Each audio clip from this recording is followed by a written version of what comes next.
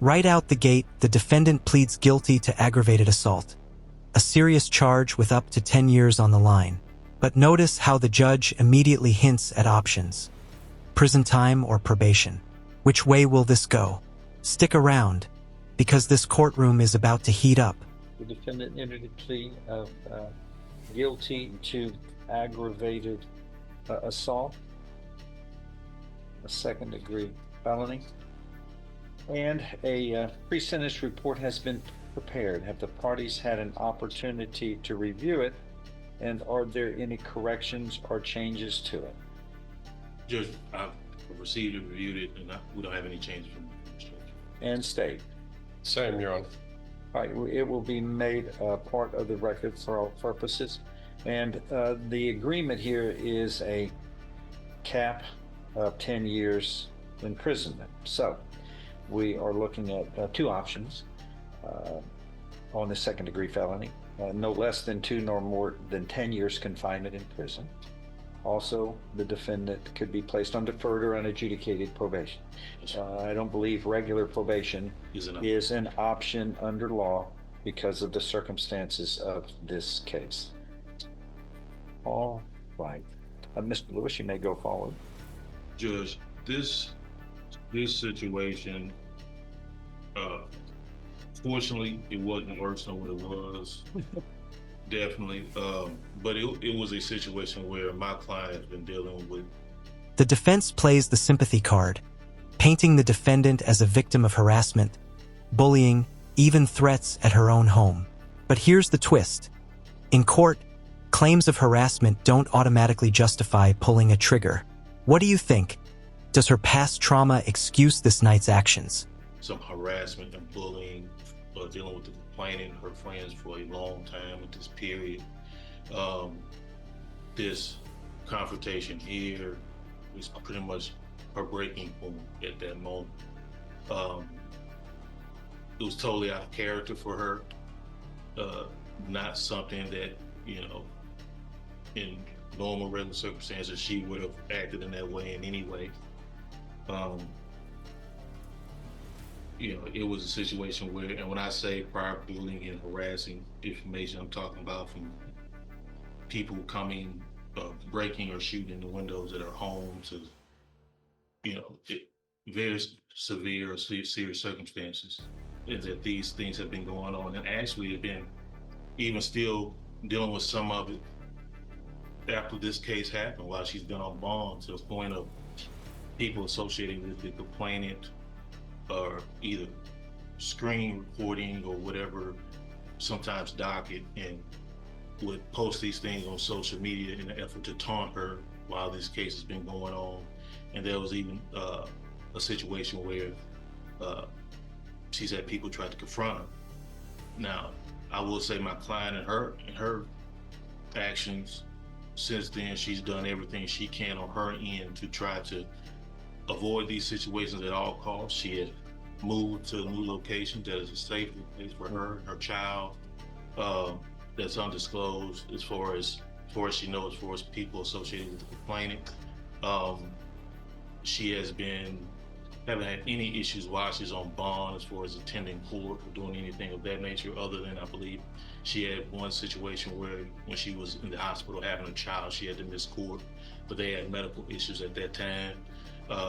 She has a 4-month-old child this time to raise and take care of.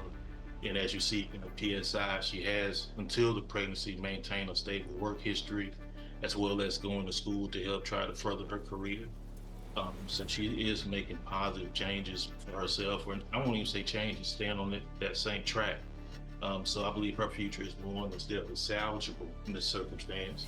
I think there's plenty of vehicles available through the probation department that could help Ms. Money as far as move forward, as well as still be able to serve out any punishment or sentence that the court deems necessary. I know there's restitution involved in this case that my client, through with her schooling and her career moving forward, I think she'll be able to take care of that and do what she can to make the complainant whole in that circumstance. There are other conditions, of course, that's available to the court, as well as county jail time or anything of that nature to satisfy any concern the court may have of her actually serving some time in jail if necessary.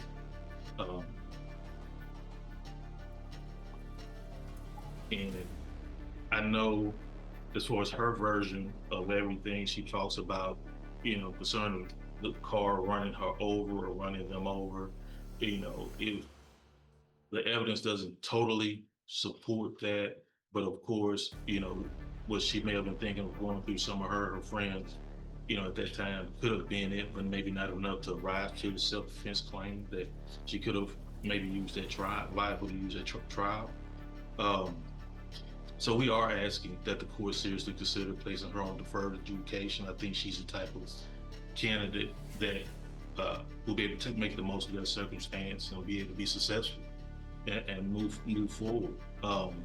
Also, I would like to, she did want me to let the court know she wanted the opportunity to address the court and let you know how she would, her plans for the future, as well as her being able to, how she feels for it being. Now it's her turn. She admits guilt but insists she was at a breaking point. This is the emotional pivot. Tears, regret, accountability. But watch closely. The more she leans into self-defense, the more the judge pushes back. And in law, self-defense has a very strict definition. Being successful on deferred judge. Yeah.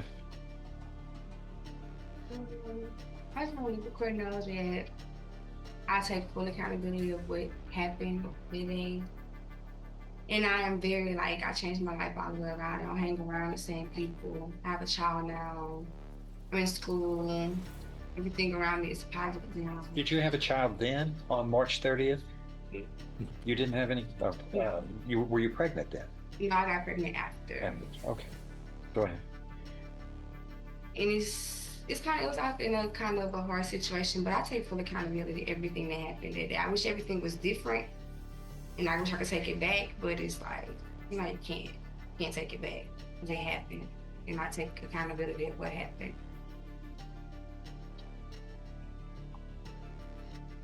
What caused you to act this way?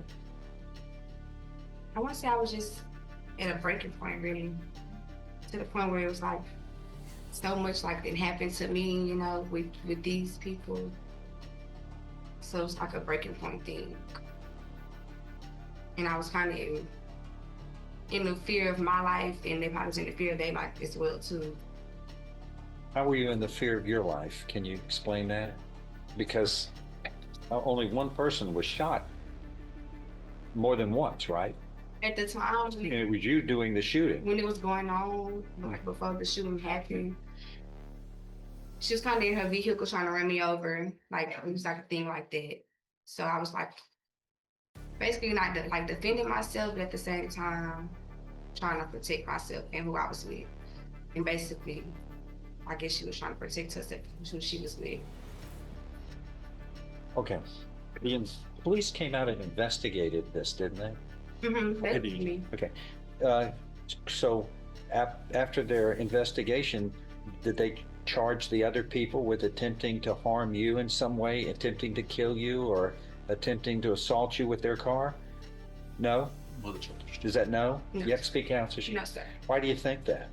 Or did the police fail in their job, or do you think they investigated this thoroughly? In my opinion, Mm-hmm. I really don't think that it was, because when they called me, I was actually I was out of town when they called me. But I told them when I came, when I was coming back, and they were supposed to came out and fully investigate with me to take my side on what happened that day, and they didn't. Well, they investigated it, and they did not elect to file charges against the other people who you say were attempting to harm or kill you with a car. Correct. And you were defending yourself. Self-defense. That's what it seems that you're saying here. You're not admitting. You're saying that they were trying to harm you, and you were defending yourself by protecting yourself with a firearm, and shot somebody 3 times, right? Yes, sir. The right shoulder blade, left ankle, left forearm, and and upper lip, sorry, 4 times. But upon their investigation of this, they did not charge the other people with anything victimizing you, just you. Correct. Which this leads anybody reading this to believe, according to their investigation, you just lost your composure and decided to use a file, which was the wrong thing to do. Well, you got to pay a price. Yeah.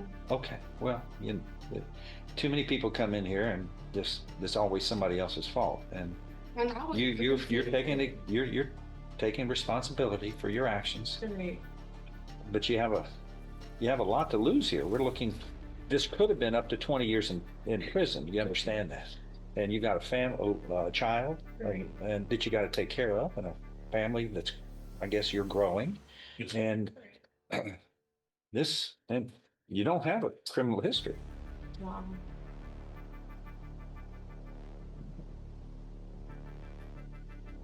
What this isn't the first time somebody is before this court charged with a serious crime who believed that a lot of it had to do with being provoked, but yet words, threats, those things are just under the law aren't enough to get in a car, get a gun and shoot somebody 4 times. And the situation about you were defending yourself, truly, Mr. Lewis is a very wise man, and he evaluates cases. And if he felt like there was something really to substantiate that, we would be having a trial like we have 600 trials in this court. I mean, we try cases, and we're not afraid to try cases to get the facts out, get the truth, get responsibility placed on the people who have who justly deserve the responsibility. And this is one of those things where I believe we have a misunderstanding, to say the least. But you got to have the strength of character just to move on and be the better person, because what happened is at the worst, at the best for you, is they dragged you down to their level, and then you pulled a gun, and then you get in trouble. And but once again, nothing shows that there's nothing here that reflects you had to use that firearm to defend yourself. You were in imminent danger of death or serious bodily injury from being run over by a car. Nothing shows that. And if it were, we'd be here trying this case, and that would be a defense. But you accepted responsibility under these terms, under this set of circumstances, and there are no objections in this pre-sentence report? No, sir. Okay, and it's made a part of the record for all purposes. What says the state? Judge, I do note one error in the PSI. When you look underneath the adult felony court history, the deadly conduct, which I am dismissing as part of this plea agreement, comes from the same date and offense. For some reason, there's a different date there, so that needs to be corrected to where... Here comes the DA like a hammer. He doesn't just reject probation. He reminds the court this wasn't a scuffle, it was a shooting in public.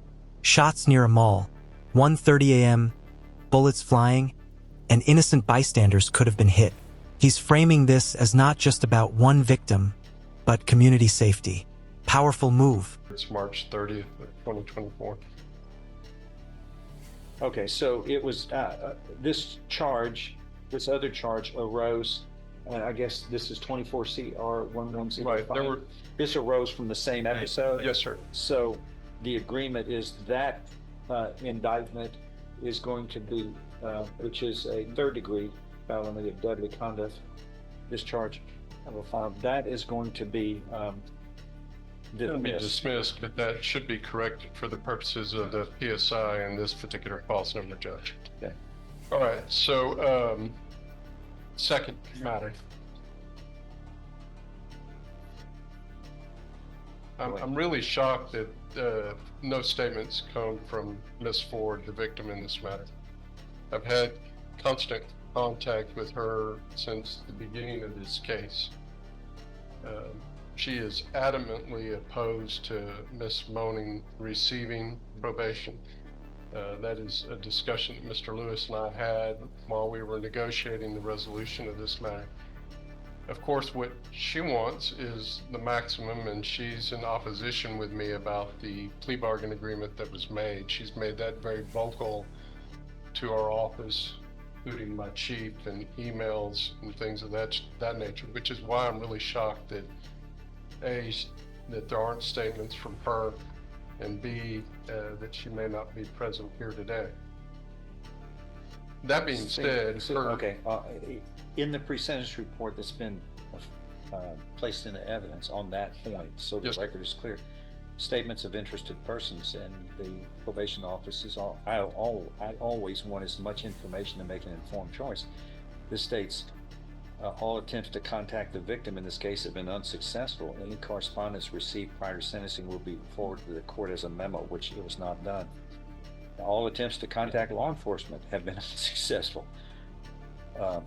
I've never seen that. This is odd. I've never seen a lack of response to the probation's office requests for information, but without it, this court, I know what you're saying about what the victim says, but when given an opportunity here where it needs to be, so the court can consider it, they refuse to talk. So I'll be her voice, because I do know what she has expressed to me. She is overwhelmingly disappointed in how this matter has been handled by law enforcement. She is adamant that Ms. Moaning not receive probation. She and I have visibly seen the injuries that she suffered. The PSI is correct that they are serious bodily injuries. It's very difficult for her to even travel. She is a Houston resident, and the time frames that we've been able to meet, it's quite a struggle for Ms. Ford to even accomplish that. To say that when we deal with aggravated assaults with a deadly weapon, that we are merely inches or seconds away from dealing with a murder case. Mm-hmm. I saw that when I saw the injuries that were apparent with Ms. Ford. So with that in mind, Judge, disappointed with the defendant's version, but Your Honor has already gone into the detail about that, so I won't highlight that. I will say that her lawyer is an excellent advocate. He has been working on this case throughout. Mr. Lewis brought to me, we're always on a first name basis, so I'll be professional and say Mr. Lewis brought me the arguments about the bullying. He brought me the evidence that he was tendered. I investigated those claims. I found no merit in it. Otherwise, you would see something different. It was only due to his advocacy that I capped the agreement at this to allow him to come into court to make the best argument for his client as far as the probation is concerned. But as I said, I'm disappointed with how she approaches this. She tries to appear as the victim, tries to minimize the situation here that was done, and it is not a situation that anybody in Beaumont would be proud about. The situation that occurs is a shooting that happens in the heart of the West End, right across from Parkdale Mall, at a time in which most people, much like a case we dealt with earlier in this courtroom, Judge, are at home and asleep. 1:30 in the morning, right outside of Fuma, Dubai.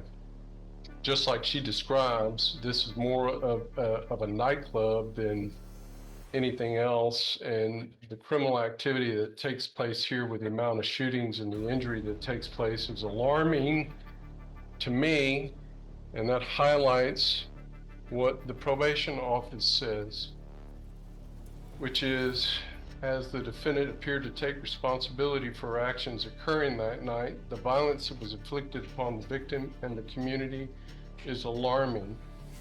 The defendant appeared to not take into consideration during the offense how innocent bystanders could have been harmed or killed from her actions. That's why the other case was filed. The defendant. I apologize. You're correct. The defendant appeared to not take into consideration during the offense how innocent bystanders could have been harmed or killed.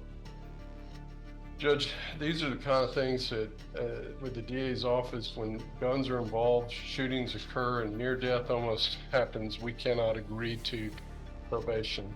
I can appreciate that she's never been in trouble before, but I don't think she appreciates that we almost lost someone due to her actions. Stand by the cap that was offered. I suggest 10 years. Go ahead. This is where the judge goes off. He challenges her choices. Why were you armed in a nightclub? Why fire 4 times? A shot to the mouth isn't a warning, it's an intent to kill. And judges love sending messages. This ruling isn't just about her. It's about deterring everyone watching. Anything further, Mr. Lewis?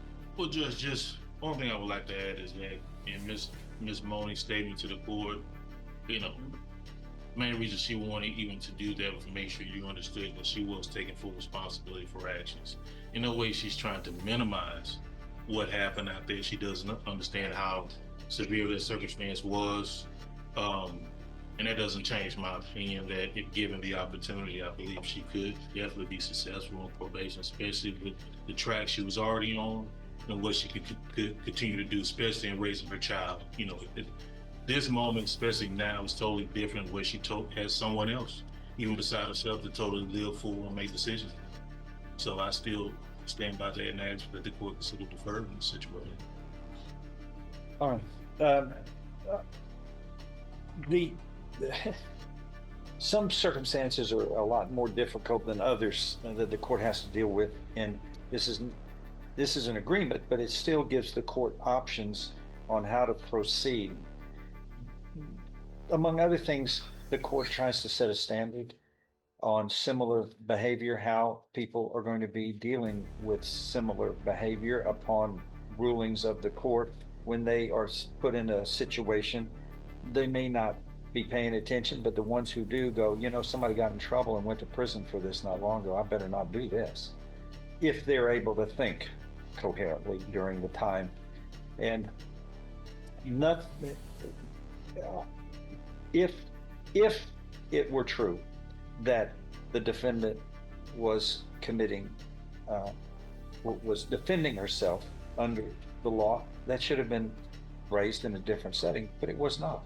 It wasn't. And there are ways of dealing with self-defense as a defense, and it's not supported here. It doesn't say that, except for you, that somebody was trying to hit you with a vehicle and you were shooting to defend yourself from a vehicle that was being driven at you when you were just walking across the parking lot innocently. That's not in here.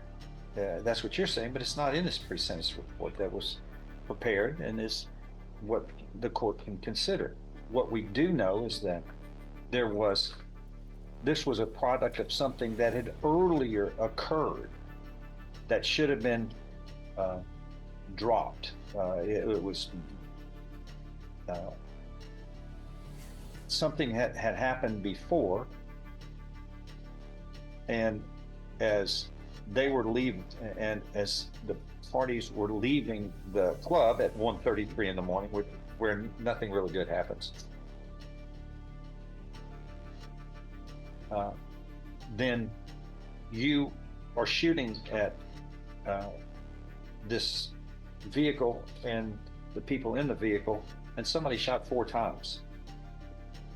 Not just for that purpose, but this is a public place, and there are probably other cars, and you're lucky 3 or 4 people didn't get shot by wild shots. It's just you can't handle issues like this in a way that is irresponsible. And what are you doing? Well, this was a club, right? Yes, sir. What are you doing it sells liquor? Yes. What are you doing in there with a gun? What are you doing in there with a firearm anyway? That shouldn't even be in there.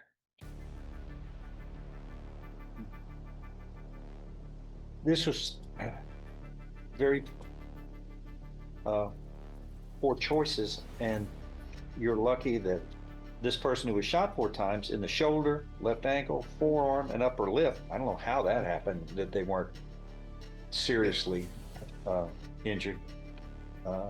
And others in the parking lot weren't injured. I mean, several people could have been harmed. We've got to, by our decisions and what goes on in this court, set standard for everyone. This, Mr. Lewis is asking for probation, and it's an option in this particular situation, but it's these circumstances that this court has a lot of problems with in believing that probation and deferred or unadjudicated probation in this case is the way to go. I mean, it was multiple shots fired, and this why just God's will is. I mean, you were intending to shoot this person. God's will prevented a murder from happening, where you would be looking at up to life in prison. And messages have to be sent. You can't just go into a shooting spree in a public place, and people also get harmed, and people are in harm's way. And there it is, 4 years in prison. Not the max, not probation, but a middle ground.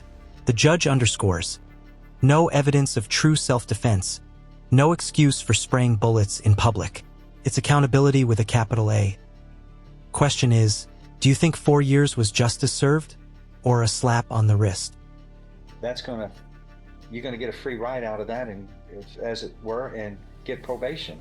I mean, it's just all irresponsible from the beginning to the end on this. And the difficult thing is that you got a family at home that needs you, and the district attorney's office is asking for 10 years in prison. And if I hear a response, anybody that responds while the court is talking will be held in contempt of court. I don't want that. That's 180 days in jail. Anybody want to say anything? Now, please be quiet. We're conducting business, or leave if you want to. You have freedom of speech. Go outside and speak, but don't interrupt this court. I can hear that. We all hear that. And she's taking this down, and what she hears as the court reporter, she takes down. And statements from the crowd don't count. Please follow the rules. Thank you.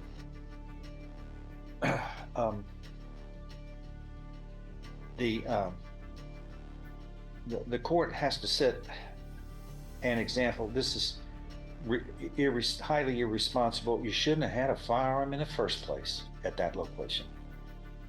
Anyway, I mean, that's prevents you from losing your composure, which I think it's obvious you did. But when you shoot somebody 4 times, there's only one purpose, and that's to kill somebody. I mean, you don't shoot somebody 4 times and think, oh, I'm just going to wing them. That's not it. And one of them is a shot in the mouth as well. You're lucky this is not a life imprisonment case. All right. Your attorney has minimized it to 10 years and up to 10 years in prison. What this court is going to do is these are more difficult. Some decisions up here are far more difficult than others, and this is one of those. The court is going to find that you have pleaded guilty voluntarily, you are mentally competent to do so, you understand and appreciate the consequences of pleading guilty. There's sufficient evidence supporting your guilty plea from State's Exhibit 1 admitted in your plea hearing to find you guilty beyond a reasonable doubt of this second-degree felony of aggravated assault with a deadly weapon. I now find you guilty beyond a reasonable doubt of this second-degree felony of aggravated assault with a deadly weapon. I'm following this agreement. You were hereby sentenced to confinement in the institution of division of the Texas Department of Criminal Justice to serve a term of 4 years. And the judgment shall reflect that a deadly weapon, namely a firearm, was used in the commission of this crime. Do you understand what has happened today, ma'am? All right. You and others must make wiser choices when there's a firearm and there is a situation where people can lose their composure. You're lucky that it wasn't a murder case, but you can't be firing a weapon numerous times at a public place and not be held responsible. And there's nothing here that supports anything in this report, nothing that shows you were acting in self-defense or that there was a need for it. That's the order of the court.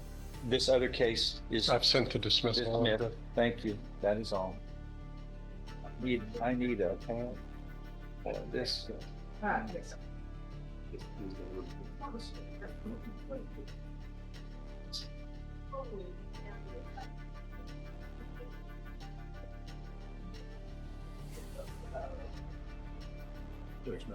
Yeah. On his long experiences. I believe it's outside. Is there anywhere I can bring her in so she can see it? She leaves. Yeah, you got to talk to the bailiff. Okay. Just so she can Go in leave there. the house. Okay. Go in.